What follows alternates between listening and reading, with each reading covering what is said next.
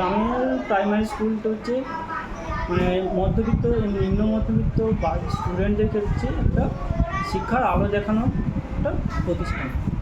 সর্বোপরি এখানে যাদের মানে বিভিন্ন রকম সহায়তা সে হচ্ছে মিড ডে মিল থেকে ফ্রি টেক্সট বুক, ইউনিফর্ম এবং খেলাধুলার থেকে শুরু করে সমস্ত কিছু ফ্রি অফ কস্টে তাদেরকে শিক্ষা দেয় এবং মানে বলা যায় যে ট্রেনিংপ্রাপ্ত টিচারদের দ্বারা তাদেরকে শিক্ষাদান করা হচ্ছে। সমস্যা হচ্ছে যে এক হচ্ছে টিচার কম, তারপরে প্রাইভেট মানে প্রাইমারি স্কুলে কোনো আলাদা করে মানে ক্লার্ক বা গ্রুপ ডি কোনো স্টাফ নেই। স্কুলের টিচারদেরই সব কিছু করতে হয়, সে মিড ডে মিল থেকে শুরু করে অফিসিয়াল কাজকর্ম সব কিছুই করতে হয়। তার উপরে আবার টিচারদের কী হচ্ছে শিক্ষা বহির্ভূত কাজেও ইনভলভ করানো হচ্ছে জোরপূর্বক।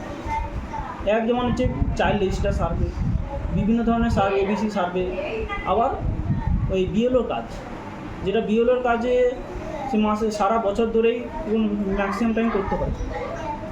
এই কাজে টিচাররা ইনভলভ হয়ে যাওয়ার জন্য স্কুলে বাচ্চাদের প্রচুর ক্ষতি হচ্ছে।